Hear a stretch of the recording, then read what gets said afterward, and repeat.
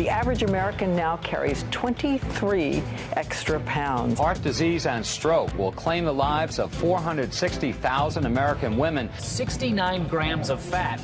You could actually save 12 grams of the fat and half the calories if you simply ate an entire stick of butter. We're talking about diabetes and hypertension, and bone diseases, osteoporosis. Prostate cancer is now the most common cancer in American men. Doctors say we really need to eat less red and processed meat. On arteriosclerosis and cancer and autoimmune disease. We have unprecedented amount of type 2 diabetes in our children, and we're starting to see hypertension in our children in grammar school. In case you're wondering, 2,120 calories. Clearly, the Western diet is taking a toll. This should serve as a wake-up call. We have a growing problem, and the ones who are growing are us. Food. It's central to our lives and traditions. Every special occasion seems to involve food and feasting. But could some of these same foods, including several that we think are good for our health, also be causing many of our most serious health problems? Indeed, we're facing a massive health crisis. No less than 40% of Americans today are obese, and about half of us are taking some form of prescription drug.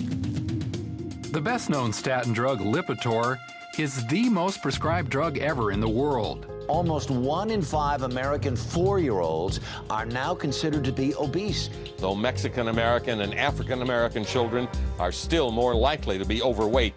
This could be the first generation of children in the United States that lives less than its parents. We spend $2.2 trillion a year on health care, over 5 times more than the defense budget. In fact, we pay more per person for health care than any industrialized country in the world. Yet we're sicker than ever.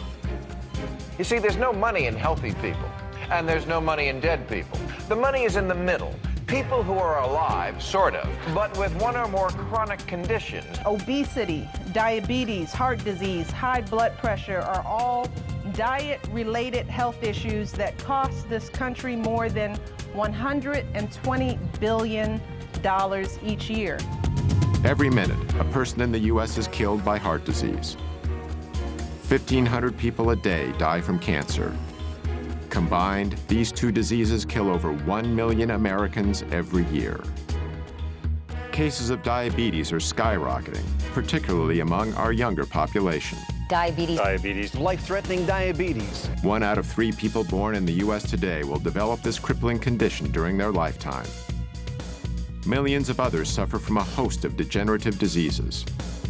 Millions more of us are so stimulated by sugar, coffee, and energy drinks that we've masked our chronic fatigue. But could there be a single solution to all of these problems? A solution so comprehensive, yet so straightforward, that it's mind-boggling that more of us haven't taken it seriously? Someone has to stand up and say that the answer isn't another pill. The answer is spinach.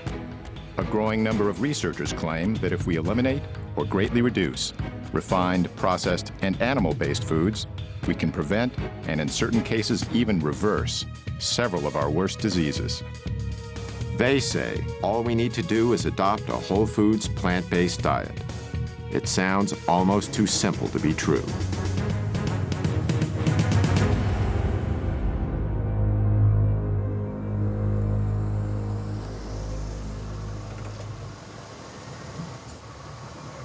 You might not expect someone like me to explore the connection between diet and disease. On my way over, I drank these 2 Red Bulls.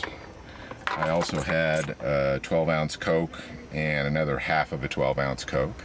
I haven't always lived the healthiest lifestyle, and I've eaten more than my share of fast food. But as part of my effort to learn more about the link between food and health, I visited 2 physicians in Los Angeles, Dr. Matt Lederman and Dr. Alona Pulday. Hi. How you doing? Lee, nice to meet you. Nice to meet you too. Is Dr. Pulday? Dr. Pulday, pleasure to meet you too. Both are MDs. Dr. Lederman was trained in internal medicine and Dr. Pulday in family practice. They incorporate a whole plant foods nutrition plan into the treatment of their patients. So let's get started on that, and then we'll do some talking. 142.82. I found out a lot more than I expected. Like a lot of Americans, I thought my health was pretty good. I had no major diseases that I knew of. But I hadn't had a thorough checkup in a while, so I decided to get one. When Dr. Letterman gave me the results, it was a real wake-up call. I gotta say, I'm kind of shocked. I'm really worried about my blood work numbers. 240 and 241 for my cholesterol is way higher than it's ever been. I got this 6 number. That, to me, is the most worrying number I got. The 6 number was the result of something called a CRP test, which measures the inflammation in my heart and blood vessels. This put me in the high-risk category for a heart attack. So I committed to a 12-week nutrition program under Dr. Letterman's supervision.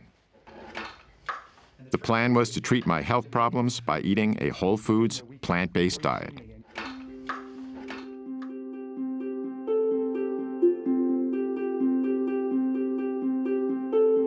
The idea of using nutrition to promote good health is nothing new. Indeed, Hippocrates, the ancient Greek father of Western medicine, said, "Let food be thy medicine," over 2,000 years ago. Yet it wasn't until more recently that the science behind this observation was systematically probed and applied. 2 researchers who've made groundbreaking contributions to this effort are Dr. Colin Campbell and Dr. Caldwell Esselstyn. Born just a few months apart in 1933 and 34, they each grew up on farms. Campbell's childhood farm is in rural Virginia, where his family raised dairy cattle and milked cows. My dad and mother moved here in 1943 when I was 9 years old. And during that time, we had a dairy of about somewhere between 20 and 30 cows, which in those days was a modest, medium-sized dairy. At the time, milk was believed to be nature's perfect food. So perfect, in fact, that this U.S. government film from the early 20th century recommended that infants who have just been weaned from their mother's milk should be switched immediately to cow's milk. That was the excitement of doing something, producing nature's perfect food, if you will. Established in 1675, the Esselstyn's farm is in upstate New York. On these rolling hillsides, they grazed both beef and dairy cattle. This was sort of like the nerve center of the operation in a way? More or less, absolutely. This is sort of the epicenter around these barns. This is the way farming was done in that era. And so this is sort of where you learned the craft of the trade of farming. How old were you when you moved here again? 7. I didn't start driving the tractor till I was 8 years old. A late bloomer, right? Exactly. But I enjoyed it, and I really got a great kick out of doing the farm work. Although they didn't know each other yet, farm life had a deep and lasting influence on both Campbell and Esselstyn. To make it successful, you had to have persistence, staying power, and tenacity of purpose. I guess it's ironic in the sense that we're both now advocating, not consuming the products that we were busy actually producing with our families. During Campbell and Esselstyn's lifetimes, the American diet has changed dramatically. Near the beginning of the 20th century, Americans each ate about 120 pounds of meat annually. By 2007, that figure had exploded to no less than 222 pounds. In 1913, we ate about 40 pounds of processed sugar each per year. However, by 1999, our consumption of all refined sweeteners had risen to over 147 pounds. In 1909, Americans consumed around 294 pounds of dairy products apiece. But by 2006, our yearly intake of dairy had more than doubled to 605 pounds. By the early 1950s, Campbell was off to college at Penn State, while Esselstyn went to Yale. As part of Yale's rowing team, Esselstyn won an Olympic gold medal in 1956. During this same decade, the pace of American life was accelerating, even with our food.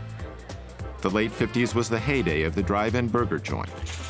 The supermarket was just beginning to thrive in the newly built post-World War II suburbs. This was when the so-called convenience foods were born, like the legendary foil-wrapped TV dinner, not to mention a host of other tasty processed delicacies devised to make our lives easier and better. By now, Colin Campbell was in graduate school at Cornell University, which had one of the most prestigious nutritional science departments in the country. His research was on animal nutrition and biochemistry. But it was focused more on feeding animals for their ability to be able to produce meat, milk, and eggs, protein containing. And so my own research was focused on protein, making sure we got enough. It was considered to be the vital nutrient. It was one of the first nutrients discovered. And without protein, the animal would die. So it was a life force. And in fact, in even the early 1900s, there were statements made that this is the stuff of civilization itself. Protein was also nearly synonymous with animal-based foods like meat. It still is today, all over America. Why do you think meat is important in our diet? Protein. Protein. Protein? Protein. Protein. Protein. Protein. A lot of protein. We need protein, don't we? We can't live without protein. The idea that plants had protein also didn't come into play until maybe the late 1800s, early 1900s, and then it struggled through the years. No matter what source the protein came from, in the late 1950s, most scientists believed the world needed a lot more of it. We had a lot of starving and malnourished children in the world. And so in my community, in the nutrition community, there were discussions about why so, what could be done. And one of the prominent thoughts was to make sure they get enough protein. I certainly went along with this view. At about the same time, Dr. Caldwell Esselstyn was just beginning his medical career at the world-famous Cleveland Clinic in Cleveland, Ohio. Surgery soon became his specialty. There's something awfully satisfying about if you can remove the disease. For instance, if a patient had gallstones, you could remove them. If it was a gastric ulcer or a stomach ulcer, you'd directly take care of that. If it's a hernia, the same thing. During the 1960s, heart disease was on the rise in the U.S. What doctors commonly call coronary artery disease is usually caused by a condition of the arteries that supply the heart with blood. What happens is that over time, a fatty substance in the bloodstream called cholesterol builds up in the coronary arteries, restricting the blood flow to the heart. This can ultimately cause several problems, from severe chest pain called angina to heart attacks. Cholesterol is a natural substance produced by all animals, including humans, and it's an essential component of our cells' walls. But when we consume dietary cholesterol, which is only found in animal foods like meat, eggs, and dairy products, it tends to stay in the bloodstream. This so-called plaque is what collects on the inside of our blood vessels and is the major cause of coronary artery disease. In the late 1960s, a colleague of Dr. Esselstyn's at the Cleveland Clinic made a major breakthrough in the treatment of this condition. In fact, Esselstyn shared space with him in the clinic's surgical locker room.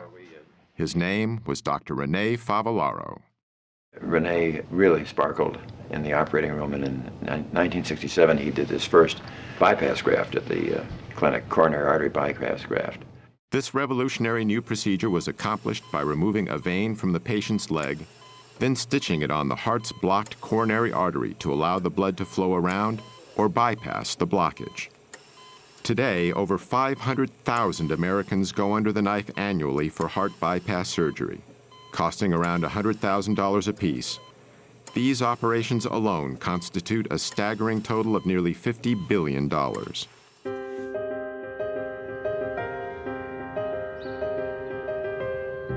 Joey Aucoin lives in Tampa, Florida, where he owns and operates a landscaping company. I tell everybody, the joke with everybody with me is, I don't eat to live, I live to eat. And my whole life, I ate whatever I wanted. In 2004, doctors discovered Joey had a dangerously high cholesterol level of 320 and a hazardous blood sugar level of 480. This not only made him a type 2 diabetic, but a prime candidate for a heart attack and a stroke. This is my daily pill regimen. I got 2 pills I take for my diabetes, then I got 1 for cholesterol, 1 for high blood pressure, and then I take Byetta, which is an injectable medicine, every morning before breakfast and every night before dinner. And that's what I've been doing for almost 4 years now. and I know it makes me tired, and I just don't feel normal. I only sleep 4 hours a night or so. I just hate taking them.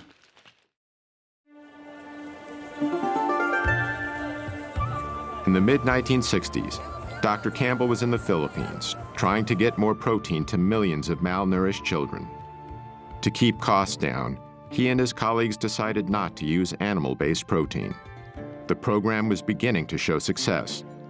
But then Dr. Campbell stumbled onto a piece of information that was extremely important. It centered on the more affluent families in the Philippines, who were eating relatively high amounts of animal-based foods. But at the same time, they were the ones most likely to have the children who were susceptible to getting liver cancer. This was very unusual, since liver cancers are mainly found in adults. But just the mere fact that they occurred in children said, there's something here. This is pretty significant. Shortly afterward, Dr. Campbell came across a scientific paper published in a little-known Indian medical journal. It detailed work that had been done on a population of experimental rats that were first exposed to a carcinogen called aflatoxin, then fed a diet of casein, the main protein found in milk. They were testing the effect of protein on the development of liver cancer. They used two different levels of protein.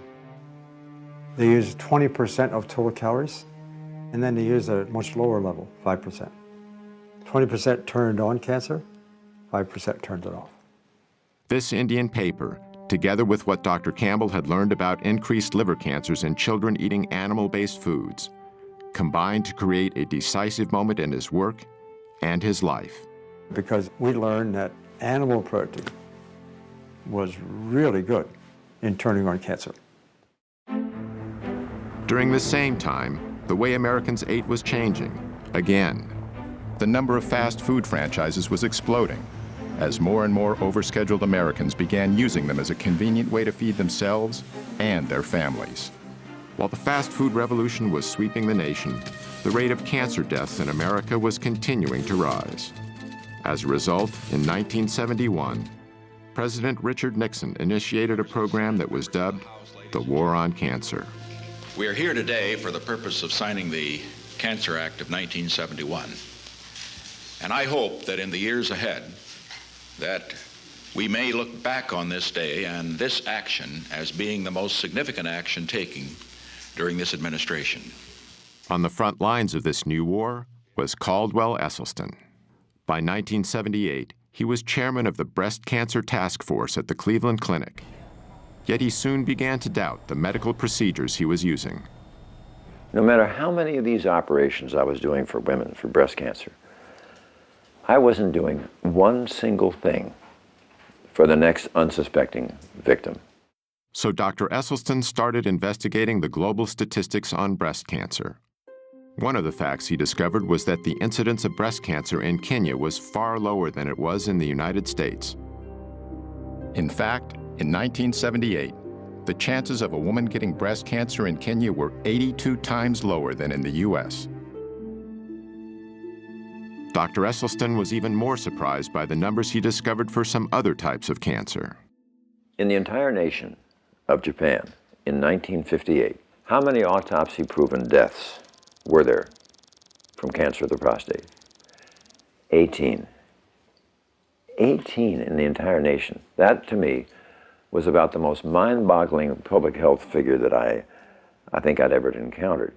In the same year, the U.S. population was only about twice the size of Japan's, yet the number of prostate cancer deaths exceeded 14,000. Dr. Esselstyn also discovered that in the early 1970s, the risk for heart disease in rural China was 12 times lower than it was in the U.S. And in the highlands of Papua New Guinea, heart disease was rarely encountered. The link he noted between all the areas he studied was simple. Virtually, the Western diet was non-existent. They had no animal products. They had no dairy, no meat. Even more compelling to Esselstyn was some historical data that had long been overlooked. In World War II, the Germans occupied Norway. Among the first things they did was confiscate all the livestock and farm animals to provide supplies for their own troops. So the Norwegians were forced to eat mainly plant-based foods. Now we look at the deaths in Norway, just antecedent to this period, from heart attack and stroke. 1927, 1930, 35. Look right up here, right at the very top, 1939. Bingo! In come the Germans. Immediately, 1940, wow, 41, 42, 43, 44, 45. Have we ever seen a population have their cardiovascular disease plummet like this from statins, from bypass surgery, or from stents? No. But look what immediately happened. With the cessation of hostilities in 1945, back comes the meat, back comes the dairy, back comes the strokes and heart attacks. I mean, it's such an absolute powerful lesson. But we didn't get it. Because of evidence like this, Dr. Esselstyn was making the same assessment that Dr. Campbell was due to his work in the Philippines, seeing a causal link between animal-based foods and some of our most deadly diseases. But they weren't the only researchers coming to this conclusion. Another was Dr. John McDougall. In the mid-1970s, he began practicing on a sugar plantation in Hawaii. What I observed there was the health of the people differed dramatically depending upon how long they'd been in Hawaii. People who were raised in Japan, the Philippines, Korea, China, first generation, who had moved from their native land, were always trim. Never had heart disease, prostate cancer, colon cancer, breast cancer, rheumatoid arthritis, multiple sclerosis. Never overweight. They were in their 80s and 90s and fully functional. Their kids got a little fatter, a little sicker. Their grandkids and the next generation were just as fat and sick as anybody I'd ever seen. And what came through clearly was the diet was the difference. The first generation had learned a diet of rice and vegetables in their native land. But the kids, they started to give up the rice and replace it with the animal foods, the dairy products, the meats. And the results were obvious. They got fat and sick. So I knew at that point what caused most diseases. At the time, however, Campbell and Esselstyn knew virtually nothing about this other information. Even so, they ultimately reached a revolutionary conclusion: that many of our most crippling conditions could be greatly reduced, if not completely eradicated, simply by eating what they call a whole foods, plant-based diet. This means consuming foods that come mainly from whole, minimally refined plants, such as fruits, vegetables, grains, and legumes. It also means avoiding animal-based foods such as meat, dairy, and eggs, as well as processed foods like bleached flour, refined sugars, and oil. Campbell and Esselstyn's research in this field would change their lives forever.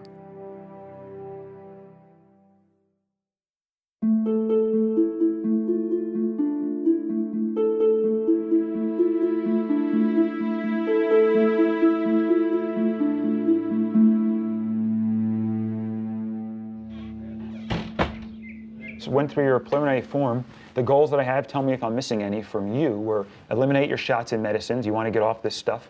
You want to sleep well at night. You're not doing that. You want to stop feeling tired and run down. You want to lose weight. That's it. You got it. Those are your goals. The other complaints, you had low energy, ringing in the ears, sinus problems, postnasal drip, shortness of breath, wheezing, coughs, indigestion and reflux, loose stool, diarrhea, bloating, black and bloody mucousy stool with meat consumption, and difficulty walking, getting around, trouble losing weight, chronic and unpleasant hunger feelings, groggy after meals, strong food cravings, and anxiety about food in general. All of that stuff. Sounds like I'm dead. So I don't mean to, harp on the bad stuff, but, that will all, most of that should get better. My goals I'm adding in. Which goals do you add? I want you to reverse all your medical diseases, the ones that we can reverse, and most of yours we could. I told you all the risk and benefit. Based on what I told you, I would stop all these meds. And I would stop these on top of all these risks. That's what I'm going to try. You're going to get my best effort, I can tell you that. Yeah, you'll do good. Okay. You'll do well. By 1975, Dr. Campbell was at Cornell University, investigating what he'd discovered in the Philippines. Our work from the beginning was designed, in a sense, to do two main things. One, I wanted to replicate, if possible, the Indian work because it was so provocative. Secondly, if this is really true, I wanted to study how does it work. Just like the Indian researchers, Campbell fed half the rats in his study a diet of 20% casein, the main protein in dairy products. The other half was fed only 5% casein. Over the 12 weeks of the study, the rats eating the higher protein diet had a greatly enhanced level of early liver cancer tumor growth. On the other hand, all of the rats eating only 5% protein had no evidence of cancer whatsoever. But Dr. Campbell decided to take these findings a step further. This time, instead of keeping his test rats on the same diet throughout the study, he kept them in one group and switched their diets back and forth, between 5 and 20% dairy protein, doing so at 3-week intervals. The results were astonishing. Whenever the rats were fed 20% protein, early liver tumor growth exploded. But when the same rats were given 5% protein, tumor growth actually went down. I mean, this was so provocative, this information. We could turn on and turn off cancer growth just by adjusting the level of intake of that protein. Going from 5% to 20% is within the range of American experience. The typical studies on chemical carcinogens causing cancer are testing chemicals at levels maybe 3 or 4 orders of magnitude higher than we experience. Even more surprisingly, Dr. Campbell discovered that a 20% diet of plant proteins from soybeans and wheat did not promote cancer. However, there's a long-standing belief among the public that animal protein is important for human health. Connie Dickman supports this position. Ms. Dickman is Director of Nutrition at Washington University in St. Louis, Missouri. She's the past president of the American Dietetic Association and an advisor to the National Dairy Council. When you eliminate animal foods from your eating plan, you run the risk of inadequate protein content. Animal proteins provide all the amino acids that we need for cell growth, tissue repair, and overall health. Eating whole foods, it's virtually impossible to be protein deficient without being calorie deficient, because even if you take the foods that have the least amount of protein in it, let's say potatoes, for example, or rice, 8-9%. That's the figure we more or less need. Dr. Campbell's research led him to a conclusion about the way genes, chemicals, and nutrition interact to promote cancer. Cancer starts with genes. It might be genes we're born with, it might be genes that are actually changed by a chemical. So those genes become capable of producing cancer cells. Whether we do or don't get cancer is primarily related to how we promote those cancer cells to grow over time. That's where nutrition comes into play. They go much more rapidly when they were fed animal protein. Dr. Campbell and other nutritional scientists have found that only a small percentage of cancer cases are caused solely by genes. I think the general consensus in my field is that probably not more than 1 or 2% at most is attributed to the genes we may or may not have. And that's the most helpful and hopeful information I give people, because if you go through life thinking that what happens to you from a health perspective is based on your genes, you're a helpless victim. My diet was pretty abominable. I thought the 2 principal food groups were caffeine and sugar. Dr. Pam Popper is executive director of the Wellness Forum in Columbus, Ohio, and an expert in the areas of health and nutrition. The women in my family are all overweight. I'm not. I don't eat and live like they do. So I've changed my health destiny by not engaging in the same habits. Over the next several years, Dr. Campbell initiated more extensive lab studies using various animal and plant nutrients. The results were consistent. Nutrients from animal foods promoted cancer growth, while nutrients from plant foods decreased cancer growth. Yet Campbell hadn't identified a specific biological mechanism that caused the effects he observed. And it finally occurred to me that there was no such thing as the mechanism. What we were looking at was a symphony of mechanisms. We think that nutrition is attributed to individual nutrients, and that's the way it gets marketed, and that's the way the companies tell us, so forth. When in fact, nutrition, all of it working together to create this symphony, the hundreds of thousands of different kinds of chemicals in food all kind of working together nicely. I mean, the complexity is total. That's a holistic concept. And I had to say to myself, that's a very exciting idea. Dr. Campbell realized that his discoveries in the laboratory were significant but limited. How are these findings relevant in people? How do different types of foods affect cancer and other diseases? Campbell needed a large-scale population study. He would soon find a perfect opportunity.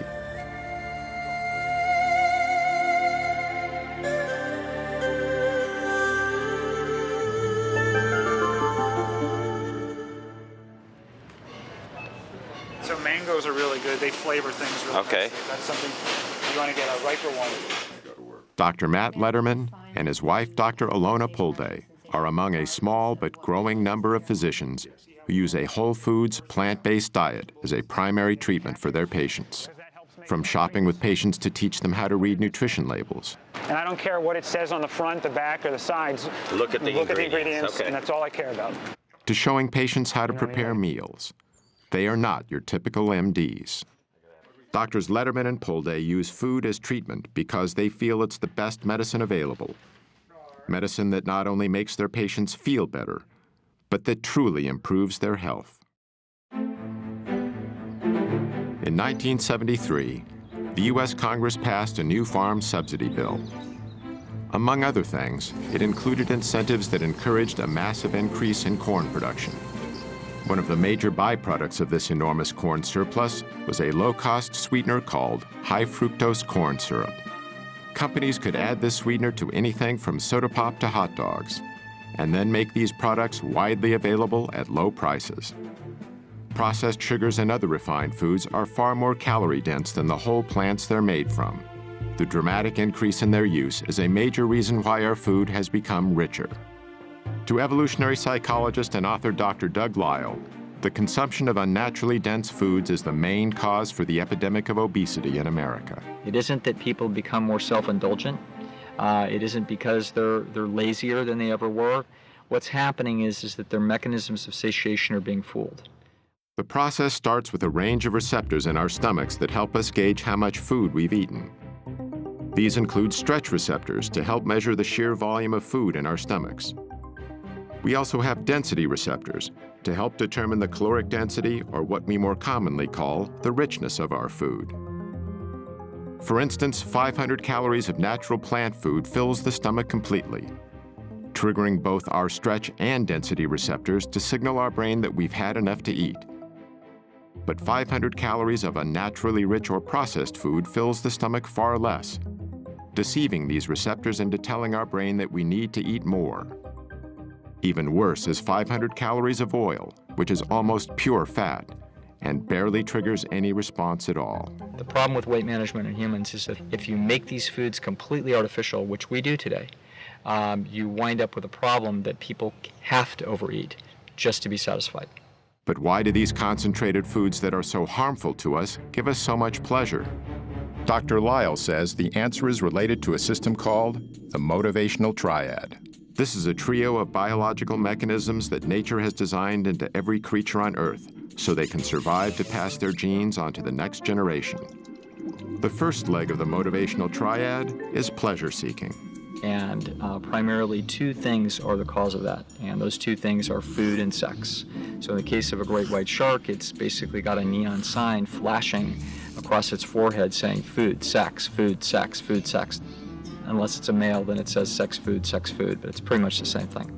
The other two legs of the motivational triad are avoiding pain and doing everything with the least amount of effort. Pleasure-seeking, pain avoidance, and energy conservation, that really sums up animal behavior, whether we're talking about a paramecium under a microscope or a great white shark. Richer foods naturally excite our senses because it's nature's way of telling us they will provide the highest amount of dietary reward with the least amount of effort. This helped our ancestors find the most calorie-dense and ripe foods available, which contributed to our survival.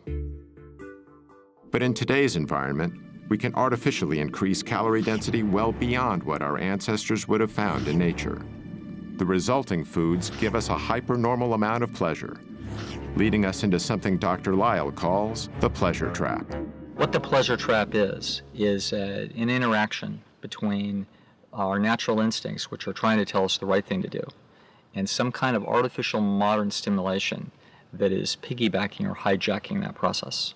So the classic example of the pleasure trap would be drugs and drug addiction. The way drugs work is they hijack the existing pleasure circuits. When certain chemicals hit those areas, they cause feelings of euphoria and excitement. The same drug-like effect happens when we eat highly concentrated, processed foods. We've removed the fiber, we've removed the water, we've removed the minerals, we've done everything that we can to hyper-concentrate sugar and fat and add a bunch of salt as well into the food. And now what the food has become is become a low-grade addiction. These things are drugs. They have other deleterious side effects, not the least of which is adding a lot of empty calories. Dr. Terry Mason is Commissioner of Health for the City of Chicago. He's one of the few public officials in America who openly supports a plant-based diet. If it walked, hopped, swam, crawled, slithered, had eyes, a mama and a dad, don't eat it. Dr. Mason contends that the less affluent segments of our population have difficulty making the best food choices. Well, first of all, the diets are calorie-rich and nutrient-poor. This is the real problem. And unfortunately, poor people are poor in everything. They're poor in health, they're poor in food choices, they're poor in almost every aspect you could think of. This makes the less prosperous particularly vulnerable to the low-grade addiction of highly processed foods. People want stuff that's fast, people want stuff that's quick, and they like the stuff that's salty, and they like the taste of something fried. And so those are the kinds of things that you see in our community.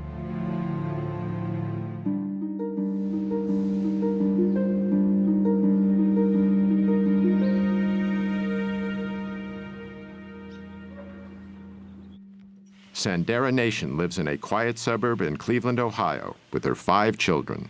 In October 2008, she was stricken by a strange illness.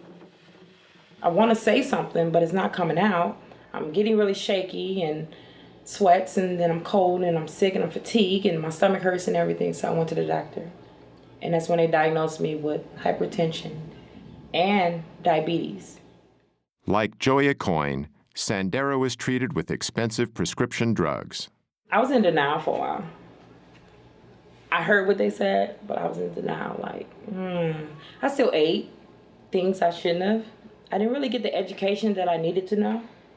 So I really depended on that pill to save me. Then Sandera met with Dr. Esselstyn, who recommended that she treat her illnesses with a whole foods, plant-based diet. Let's come on in and we'll get to work. I was a little nervous, but he made it real easy for me. I was real interested in what he had to say and what he was going to teach me in the new journey that I would be taking with him.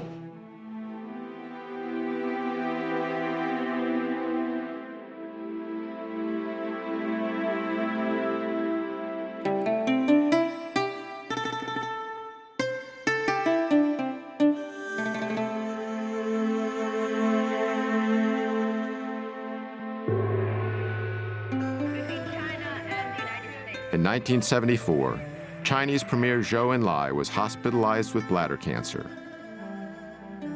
Knowing that his disease was terminal, he decided to give his country a more complete understanding of cancer. So he initiated what would become one of the largest and most thorough scientific studies in history. 650,000 researchers cataloged the mortality patterns caused by several types of cancer for the years between 1973 and 1975.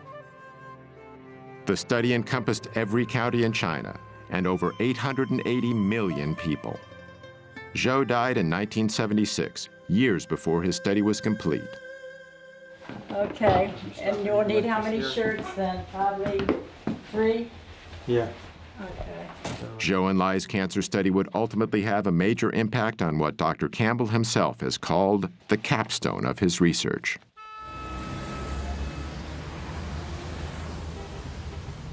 Early 1980. And you were there for 2 or 3 months. Dr. Junshi Chen is now senior research professor with the Chinese Center for Disease Control and Prevention. He first met Dr. Campbell at Cornell in 1980, when he was a member of the Chinese Institute of Food and Nutrition Science. The Cold War was just beginning to thaw, and Dr. Chen was among the first senior scientists from China to visit the United States. By then, Dr. Campbell had become one of the most distinguished nutritional biochemists in the world. When they discovered this book, a significant collaboration was born. This is the Atlas of Cancer Mortality in China. Published in 1981, the Cancer Atlas was the result of Zhou and Lai's nationwide study.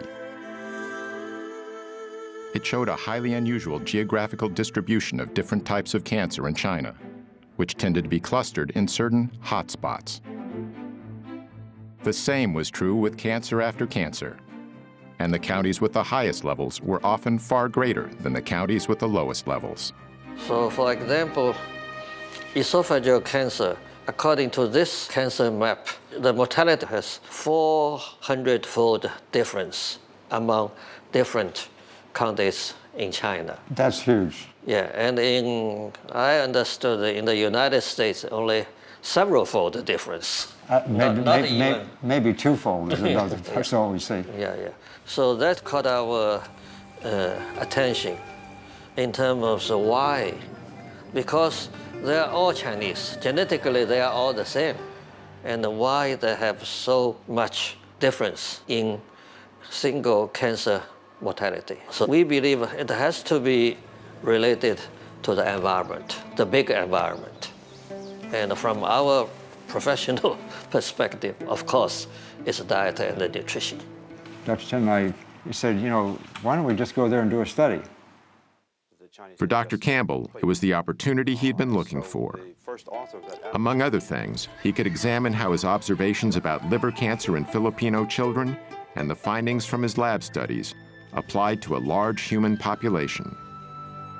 The project would consider 367 diet and health-related variables, making it one of the most ambitious nutritional studies ever conceived. Dr. Campbell and his associates carefully chose 65 counties scattered across China. These counties were mainly located in rural or semi-rural areas. We use the rural counties because they are stable in their residence, and they have been in this lifestyle for at least 20 to 30 years. More than 350 workers were trained. They carefully surveyed the diet and lifestyle of 6,500 people in the chosen counties. Urine and blood samples were also taken. In 1983, Doctors Campbell, Chen, and their collaborators began to analyze the vast amount of information that had been collected. The job would take years.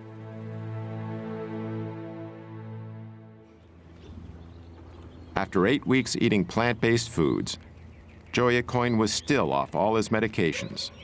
When I started this, I had all these side effects from medication and from my being so unhealthy, but now I'm getting in better shape every day. I feel more healthy. I very seldom get tired during the day. I just feel so good all the time.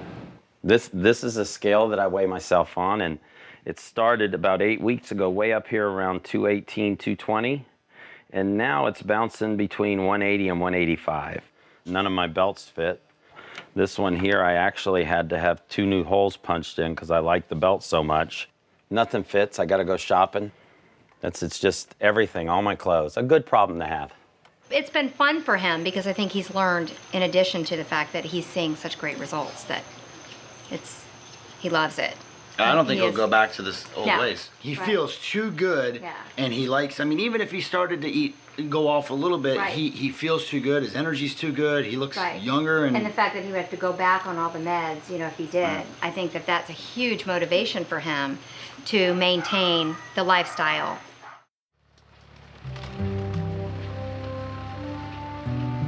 In the mid-1980s, Dr. Caldwell Esselstyn was struggling to organize a study on coronary artery disease. His plan was to put a group of patients on a diet of low-fat plant-based foods, along with small quantities of low-fat dairy products and minimal amounts of cholesterol-reducing drugs. And slowly, over the next 18 months, I got the 24 patients that I had asked for. But the ones they sent me were a little bit sicker than I had thought. These were patients who had failed their first or second bypass operation. They had failed their first or second angioplasty. And there were 5 who were told by their expert cardiologist they would not live out the year. One of the most gravely ill patients was a 59-year-old speech and communications teacher, Evelyn Oswick. Ate all the chocolate candy I could eat, ate every donut I could put my hands on. Oh, I just love things like that. A lot of gravy, And then I have had 2 heart attacks before I met Dr. Esselstyn. When I had the second heart attack, the doctor said that I should prepare for death, really is what he said. And I looked at him and I said, do you really mean that what you want me to do is buy a rocking chair and just sit there and rock away and wait? And he just looked at me and he said, yes, that's just exactly what I'm saying. Anthony Yen was born and raised in China. And we were eating typical Chinese cultural diet. A very small piece of meat, but they slice it, and so it was for flavor rather than American style. When you eat a large, great big piece of meat, which you could easily feed the whole family in China. And we eat a lot of vegetable in China, and we have soup. But once I came to the United States, you find beginning to experience fast food, hamburgers and cheeseburgers, pizza, and I noticed my weight began to gain. When Mr. Yin was 56 years old, he suddenly experienced severe chest pains. At that time, I had an open heart surgery. I have 5 bypass, 5. But it was very interesting.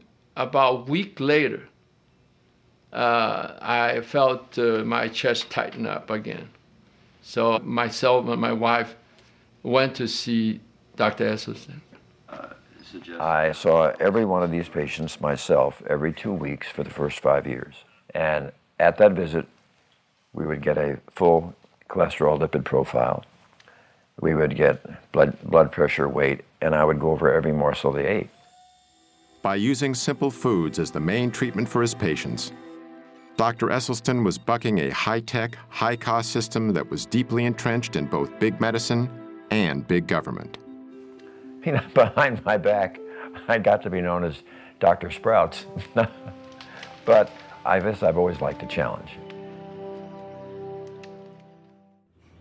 We preheat the oven, got the water going, we just add some seasonings, and then we add the onions and the spinach. I've never been a morning person my whole life, and but previous to this experience, it had probably been worse than ever, and that entailed needing to get up in the morning and caffeinate myself with Cokes and Red Bulls and stuff like that before I could even think or start to work. We didn't make the rice noodles, but you would just boil them real quick and then throw this on top. Right. He's actually eating more often, but he's eating the right foods, and he lost weight. So he certainly feels much better that way, and you can tell it in his face, in his neck, in his belly. He's lost a lot of weight there. He also has better energy. He's waking up earlier now. That's great, because we have then some morning time together. I don't have to carry anything. You're the doctor. 1990. Following nearly a decade of intense effort, Dr. Campbell and his colleagues finally published their China study. It identified no less than 94,000 correlations between diet and disease. Those are big numbers for any study. And in the end of the day, when we did all these correlations in this book here, and we looked at the number of them that were statistically significant, it was between about 8,000 to 9,000. When you have that large number of correlations and you start analyzing each one, if it works out as statistically significant, this means that if 19 out of 20 are pointing in the same direction, it's highly significant and likely to be true. Hundreds of detailed tables and charts were included in the study. Each one presented the raw data that was collected. Then, this information was cross-referenced in multiple ways to demonstrate its reliability and to show how it linked with the 367 variables the study examined. I think the major message we got out of all these correlation analysis is only one message. The plant food-based diet, mainly cereal grains, vegetables and fruits, and very little animal food, is always associated with lower mortality of certain cancers, stroke, and coronary heart disease. The New York Times called it the most comprehensive large study ever undertaken of the relationship between diet and the risk of developing disease. For Dr. Campbell, he finally had large-scale data on people, and it was remarkably consistent with his earlier discoveries. Together, he found that the scientific evidence was clear. Whole plant-based foods were beneficial to human health, while animal-based foods were not.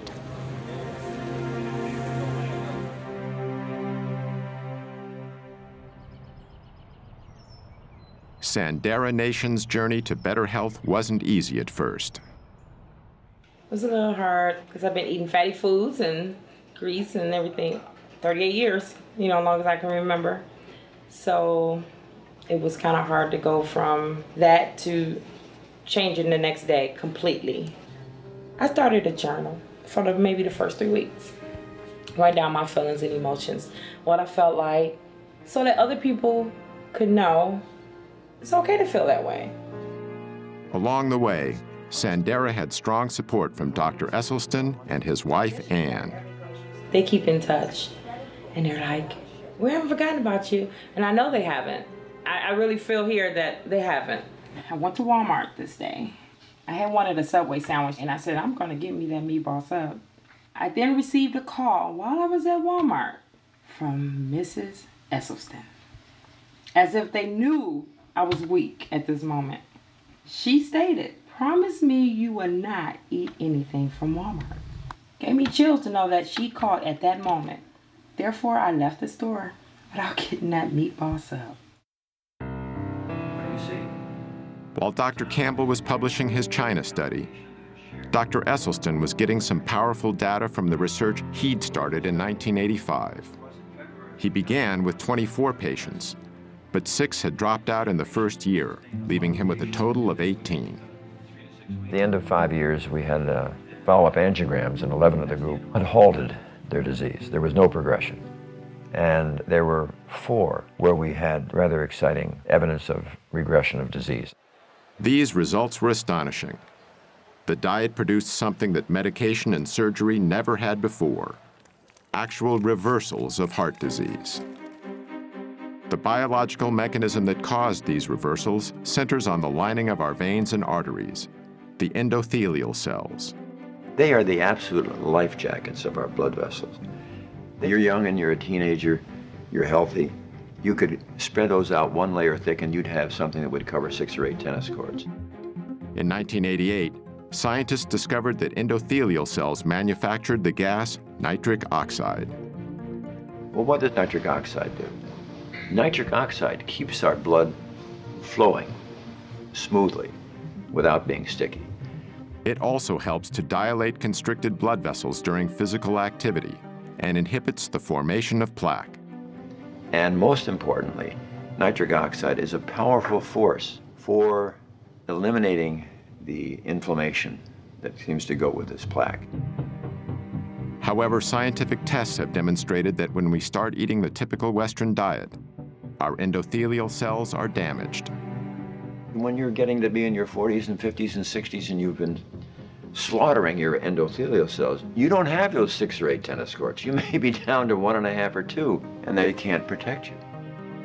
Yet according to Dr. Esselstyn, when we begin eating a whole foods plant-based diet, the damage to our endothelial cells not only stops, it starts to reverse.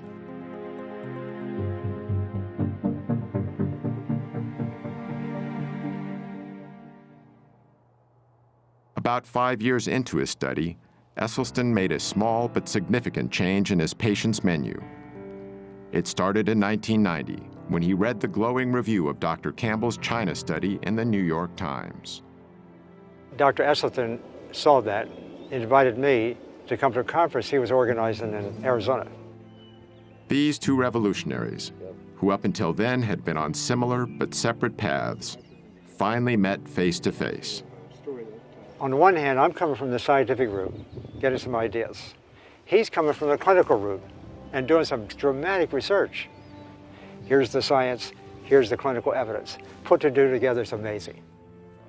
When he learned of Campbell's research, Esselstyn removed dairy products from his patient's diet. The results of his ongoing study continued to be impressive, and in 1995, he published a paper detailing them in a noted scientific journal. Yet one of Esselstyn's most remarkable success stories involved a colleague of his at the Cleveland Clinic, Dr. Joseph Crowe. Actually, I was active, healthy, very busy, mid-40s, absolutely no risk factors at all for any heart problem. But Dr. Crowe, even with what was considered to be a healthy cholesterol level, was actually ravaged by heart disease. This angiogram, taken after his first nearly fatal heart attack in 1996, shows how badly damaged one of his coronary arteries was. This angiogram was done after less than 3 years of entirely dietary treatment.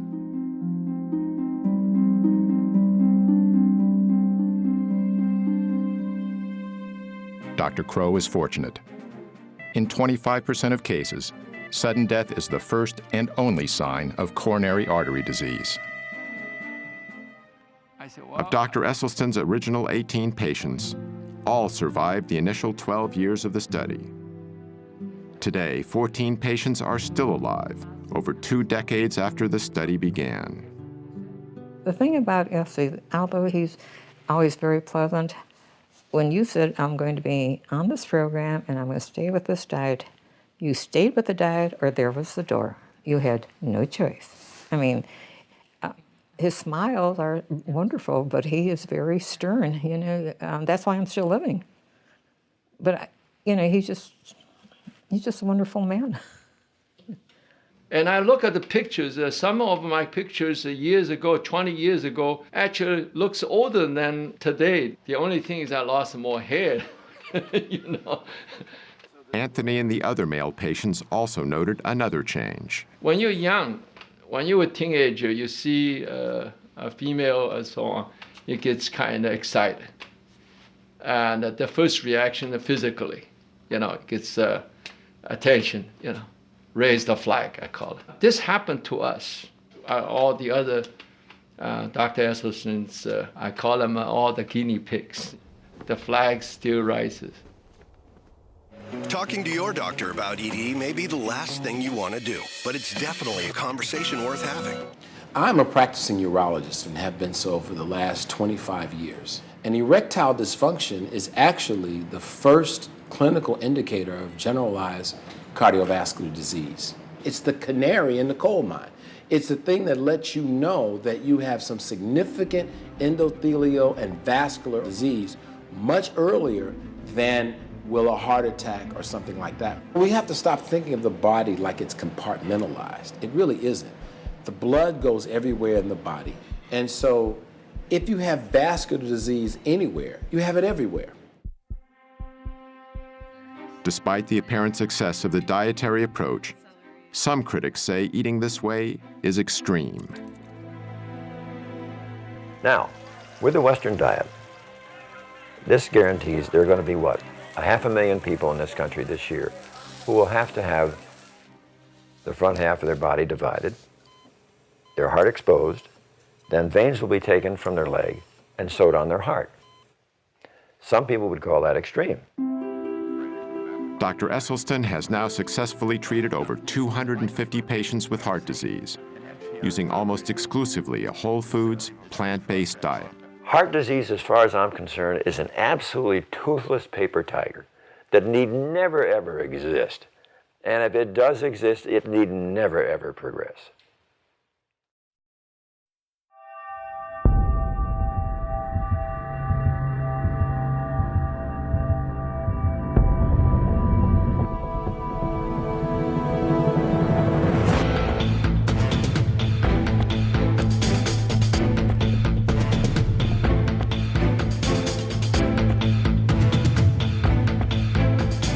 Las Vegas, Nevada.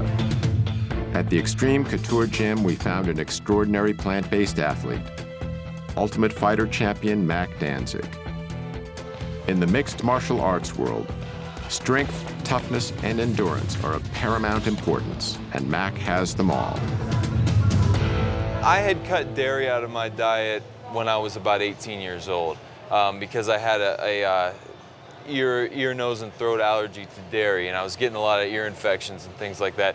So when I cut that out, really the only thing that was separating me from having a vegan diet was chicken and fish. So I was just eating that for years, and I was eating it because I thought that I needed to, because everyone tells you, if you're an athlete, you need, at least chicken and fish in your diet for protein.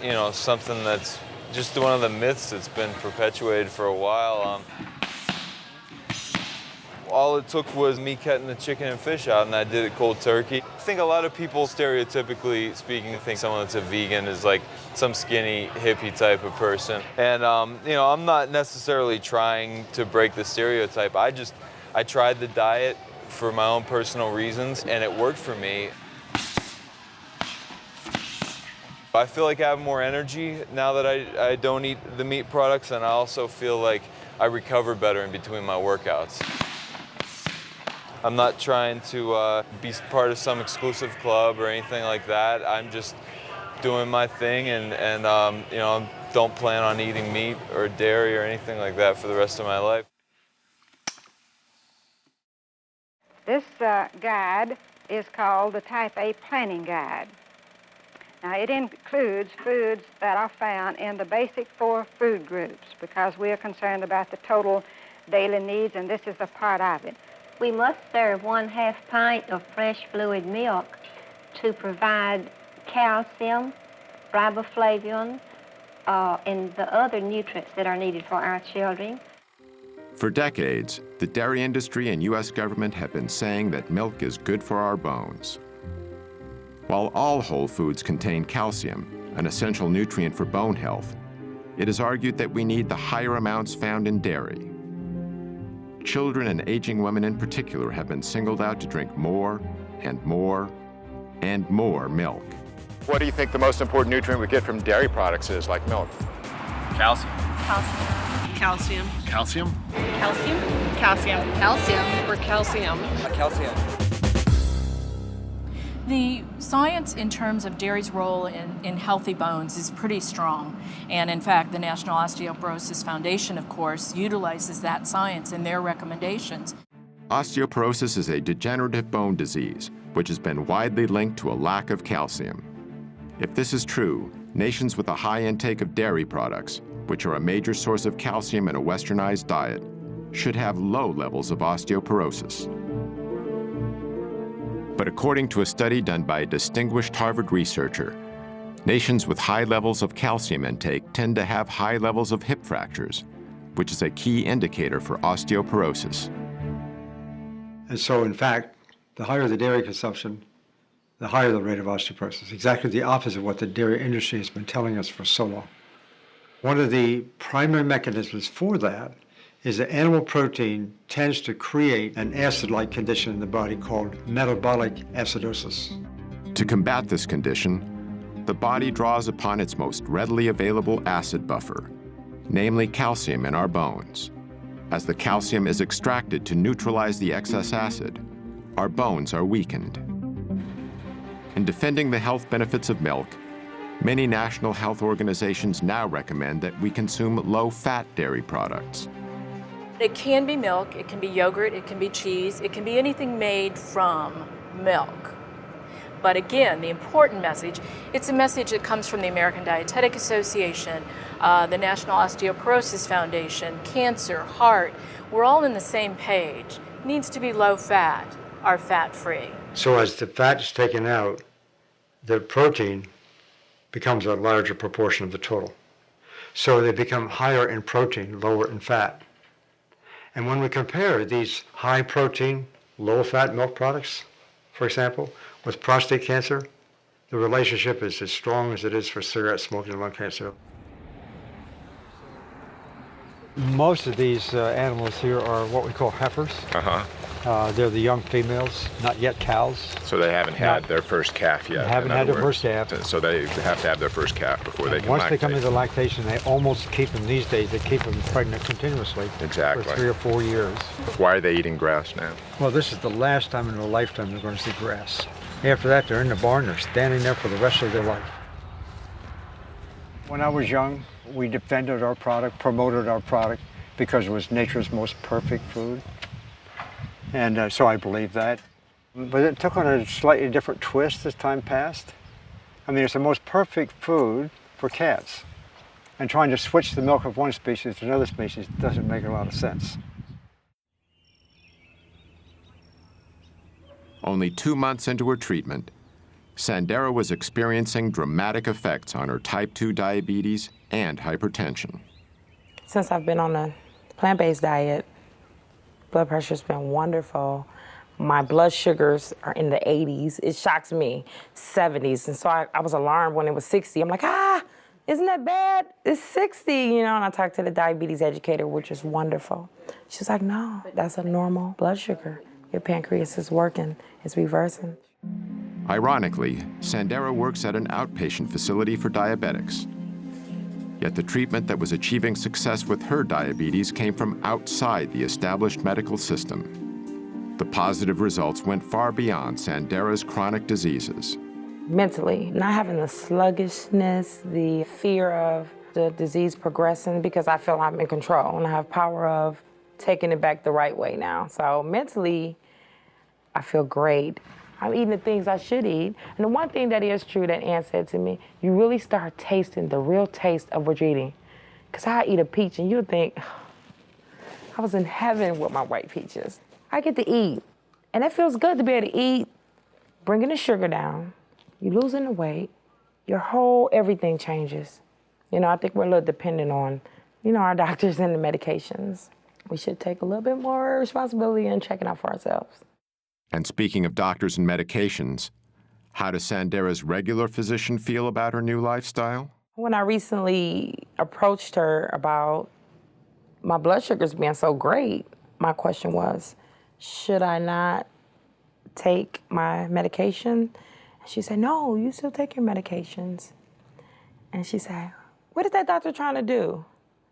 Take you off your medications? And I'm looking like, yeah, I'm hoping that's the goal. So there's still people we have to make believers. Yeah. Sally and Jim eat their breakfast at about 7 o'clock. It's a good breakfast of good foundation food. Today they're having milk, cereal, poached eggs, and sliced oranges.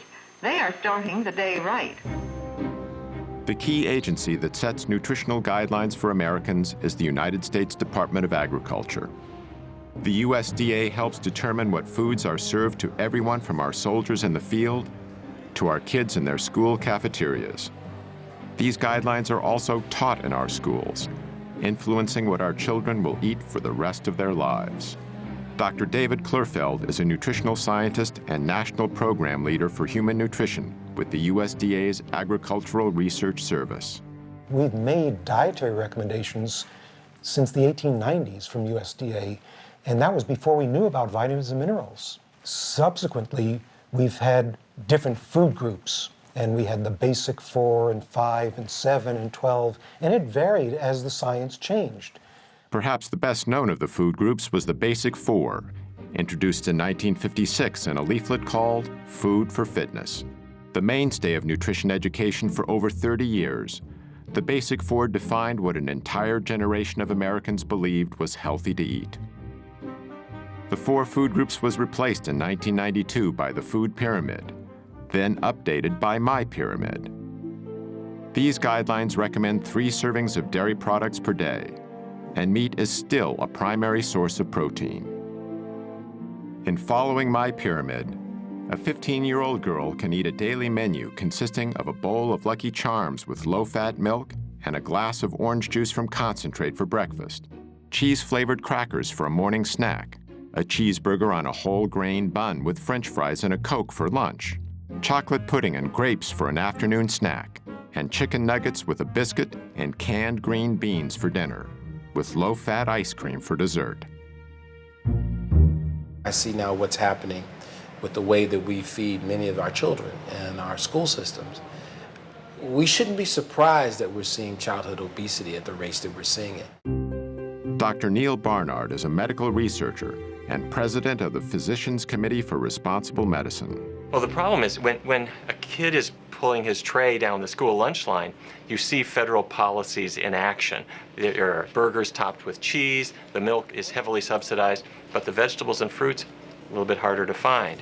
And this is because the government contracts are going to particularly the meat producers and other producers as well. It has nothing to do with the health of the children. It has all to do with the financial health of the big agribusiness entities.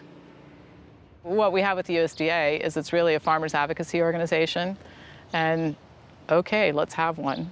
But that same group cannot advocate for farmers, help subsidize their operations, manage commodity foods, subsidize the price of growing things, and then turn around and say, okay, we're gonna tell people what to eat. They're gonna tell people what to eat based on their constituents, which are the farmers, not the American public. In 1998, Barnard's Group sued the USDA. Every 5 years, the government reformulates the dietary guidelines for Americans. That's the blueprint of what Americans are supposed to eat to be healthy. And we looked at the panel that pulled it together, 11 people. 6 of the 11 had financial relationships with the food industry. So we said, hey, wait a minute. There are laws about what they're supposed to do and how transparent they are supposed to be. They violated those. And we brought them to court. And it was a long trial, but we won. But that doesn't change the fact that the policies they came up with continue to favor industry as they always have. I don't think there really is a problem with industry connections between scientists and the food industry, primarily because if the beef industry has a question about their products, shouldn't they go to the best scientists? And if the best scientists are consulting for the food industry, I still want the best scientists on these committees that make nutritional recommendations. Financial conflict of interest is only one conflict of interest. You know, there are people who've spent their entire careers trying to prove that a vegetarian diet is good for you or that red meat is bad for you. Now, they may not have industry ties, but they too have a conflict of interest. You know, we do develop biases personally. I had those biases too. But I got to a point in my career that I was getting results that went against what I had thought was true. So I had to self-reflect, criticize my own bias, look at it really carefully, and I changed my views. Dr. Campbell paid a price for changing his views. He's been marginalized by key administrators of his own university. This after being a lead scientist and securing millions of dollars in research grants for Cornell's Nutritional Sciences Division. He had a popular nutrition course canceled by the division director, who had long been a major consultant to the dairy industry. Numerous observers feel this was an arbitrary decision that violated the standards of academic freedom. Dr. Campbell has also witnessed serious corporate influence over research that is used to develop the government's nutrition policy. One example he cites centers on the prestigious National Academy of Sciences. The building behind me here is perhaps the single most important building in the area of science in the country. This is where scientists participate in deliberations about issues of the day and determine how that science can be used to affect policy. In the early days when I was involved, those panels were mostly funded by public money. But on the other hand, in more recent years, I have seen more and more corporate money coming in to support these activities, and more people being allowed on the committees, especially the chairs of the committee, and of course they can pick the kind of people they want to pick in order to get a certain kind of conclusion. It's not the way it should be, and I'm sure that if the public were to know how powerful is this influence, they would be surely upset.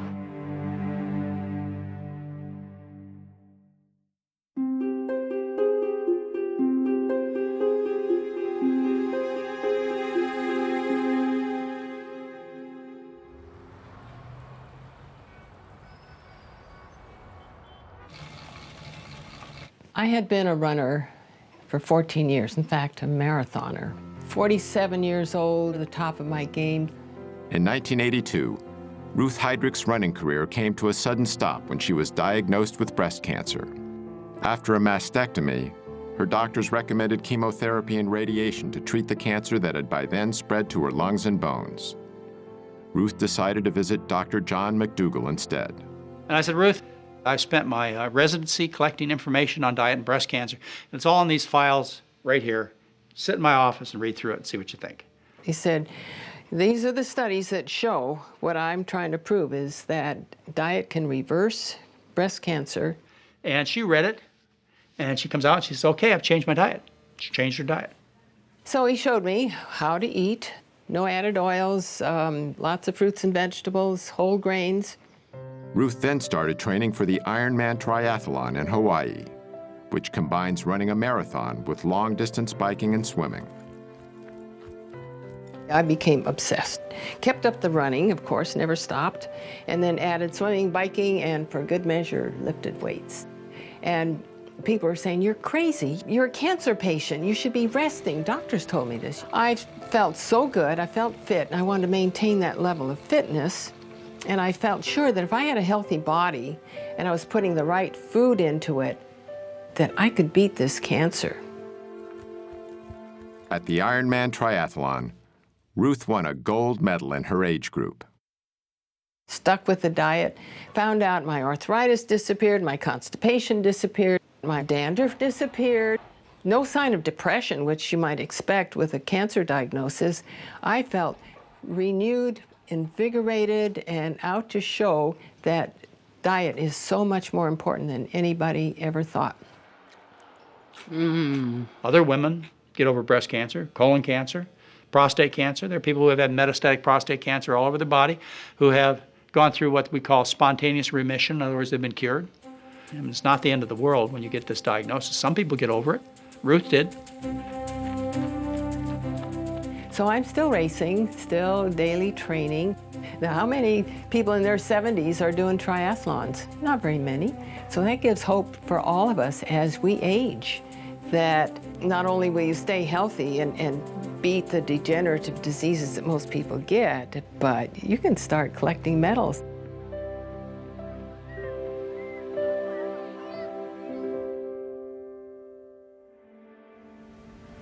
The food choices we make have profound global effects. It takes over 10 times the amount of energy from fossil fuels to produce a calorie of animal-based food than it does to produce a calorie of plant food. Since the 1970s, 20% of the Amazon's rainforest has been destroyed. That's an area the size of California. 80% of this cleared land is now occupied by livestock.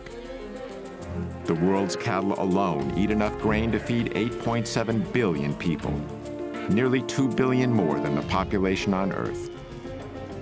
With almost 1 billion malnourished people across the globe, redirecting even a portion of the grain used to fatten cattle could feed every hungry mouth on the planet.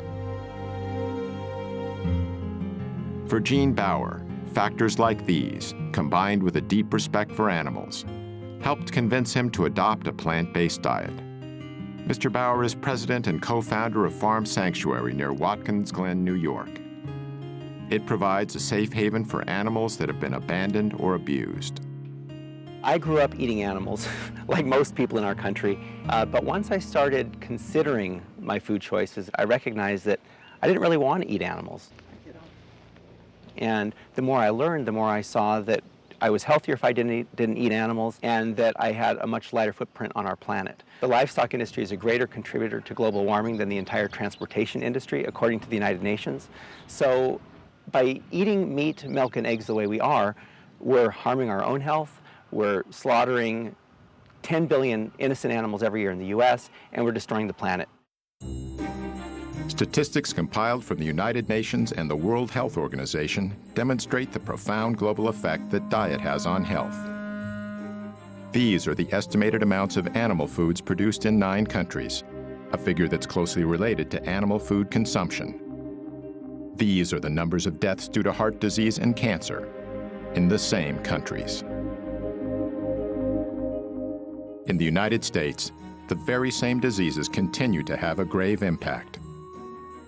Even with the billions of dollars spent on cardiac treatment, heart disease is still the #1 cause of death, killing over 600,000 people a year.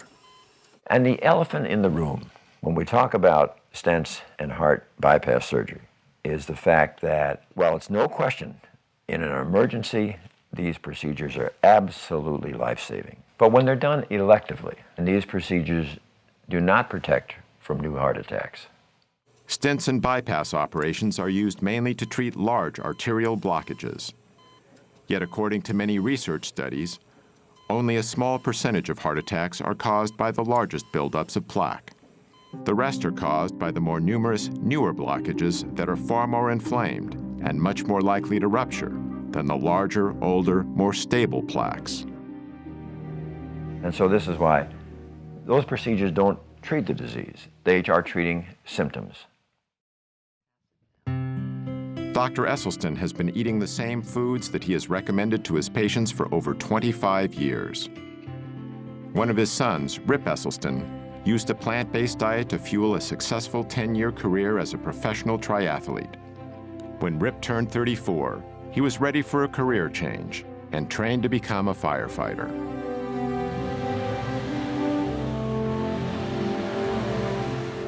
Rip was assigned to Engine Company No. 2 in Austin, Texas.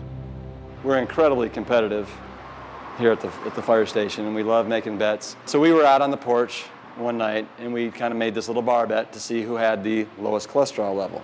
So the next morning, we drove to a lab, got tested, and the results came back, and it led to a discovery that J.R. James Ray, our resident redneck, had a cholesterol of 344. Pretty much means you're knocking at death's door. And so what we did in an act of solidarity is the next day we went about eating a plant-strong diet to basically save his life and save his arteries. The men agreed to change their firehouse diet. But in Texas, old eating habits die hard. Meat's almost a sport in Texas. I have several good friends that they were barbecue teams. That's what they do. That's their sport on the weekends. Texans are serious about their Texas, barbecue. Kansas.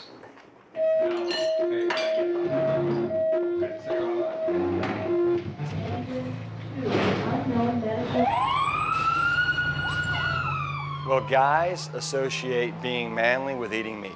And if you're a firefighter, it's exponentially so. Last year, for example, there were 133 firefighter fatalities in the United States. 52% were from heart disease. The number one killer of in the line of duty deaths for firefighters is heart disease. After just 3 weeks on his new diet, JR tested his blood cholesterol and it dropped 148 points, a decrease of 43%. His results inspired the others who also saw their cholesterol drop and their energy levels rise.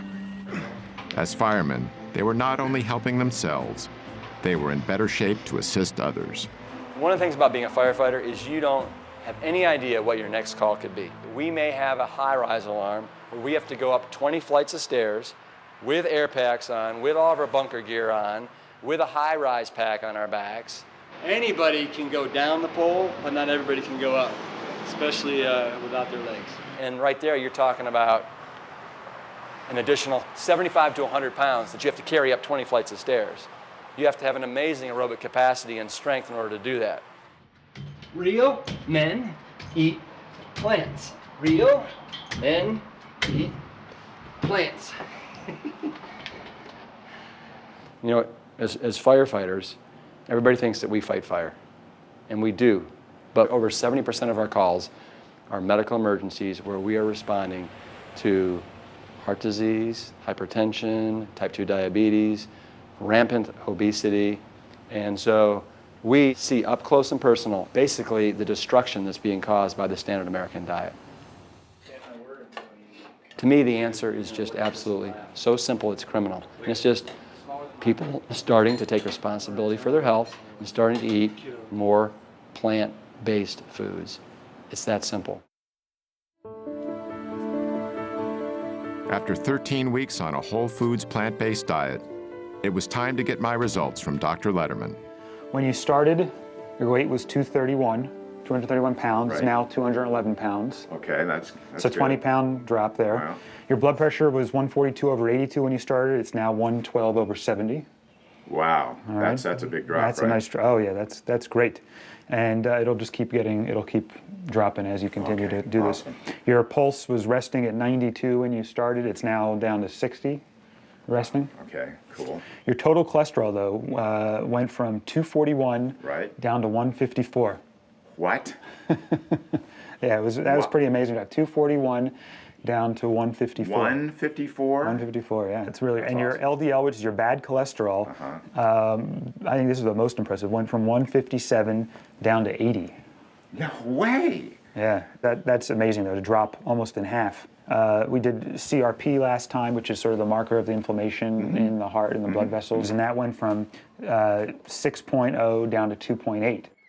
Without using any medications, I significantly reduced my chances of getting a heart attack and many other diseases. Tomorrow marks 20 weeks on the program. I've lost 45 pounds. I've reversed the diabetes. You have to know that everybody is so incredibly proud of what you've done. I don't have to rely on the medication. I have a lot of energy that I didn't have before. My children love it. They're so proud of me, and they tell me all the time. I had a little saying that I've carried around for maybe the last 2 years, and it's win the war. Do not let one lost battle end the war. If you do break down and give in to temptation, do not quit. Just get right back on track. Not tomorrow, but right now. The diabetes is not coming back. I'm not going to let it come back, nor the weight. The message is you're in control of your life. Joey Aucoin had over 24 health problems, including type 2 diabetes. But after 22 weeks eating plant-based foods, his condition had changed dramatically. Hey, how you doing? Back again. And you're getting healthier. Your weight is down 28 pounds. You feel better than you have. 26 out of 27 complaints are gone completely. Your marker of inflammation in the vessels is down to that of a normal person. Your blood sugars are coming down. They continue to come down even on a daily basis, which are going to get better. Your cholesterol is significantly lower than it was when you first started, before you ever started taking any pills. Your blood pressure is normal now compared to how it was before. While on pills, it was still elevated. And you just said you've never felt like this before. You look at how you look in the pictures. You look healthier. So, like I told you before, I explained how the numbers can affect our judgment of what real health is. And it's not just the numbers, it's overall the entire picture. And your picture looks fantastic. I was taking 9 pills a day and 2 shots. So I was spending almost $150 to $200 a month on medication, above my insurance. Just think about that. I've been doing it 5 months. I've saved, $800 to $1,000 already because I haven't taken 1 pill, 1 shot. So think about what that saved me, not just me, the insurance company. The U.S. government will give you figures that 75% of the dollars spent in healthcare are due to chronic illnesses, and these are due to diet and lifestyle. Let's get rid of the problem, which is the sickness, which is caused by the food.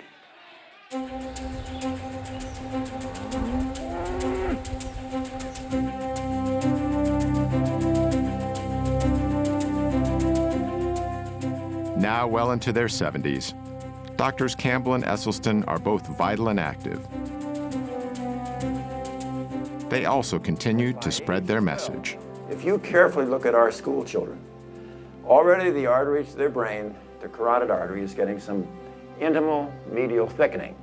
Dr. Esselstyn lectures about his research all over the United States and abroad. His wife Ann frequently accompanies him to help counsel patients and to demonstrate the preparation of plant-based foods. Dr. Esselstyn is also director of the Cardiovascular Disease Prevention and Reversal Program at the Cleveland Clinic's Wellness Institute. Like Dr. Esselstyn, Dr. Campbell continues to lecture throughout America and beyond. Dr. Campbell, you believe that even if animal-based proteins, meat, dairy, etc., are free from contamination, you don't think people should eat them? No, I don't. I think the closer we get to a plant-based diet, I should say a whole foods plant-based diet, the healthier we're going to be for all of us. In China, where Dr. Campbell did his large study a generation ago, the population has experienced dramatic increases in the amount of meat, dairy, and processed foods the average person consumes. At the same time, the rates of degenerative diseases are skyrocketing. Many Chinese now share some of the same beliefs Americans have about nutrition. 吃肉，我觉得增加蛋白质啊，对人体其实有很多好处。早晨起来喝一杯牛奶，我认为好像还是比较好。Dr. Campbell's message is resonating with growing numbers of concerned people around the world. Oh, thank you, thank you, thank you. Uh-oh. Thanks to the efforts of both these pioneers and their colleagues, thousands of people are realizing that profound improvements in health and quality of life are within reach. You have two choices. You can eat yourself into poor health and early death, or you can eat yourself into good health and a long, healthy life. And that road is on a plant-centered dietary pattern. You know, I know of nothing else in medicine that can come close to what a plant-based diet can do. I can say this with a great deal of confidence, that our national authorities are simply excluding this concept of nutrition from the debate and the discussion in order to protect the status quo. In theory, if everyone were to adopt this, I really believe we could cut healthcare costs by 70 to 80%. That's amazing. And it all comes from understanding nutrition, applying nutrition, and just watching the results.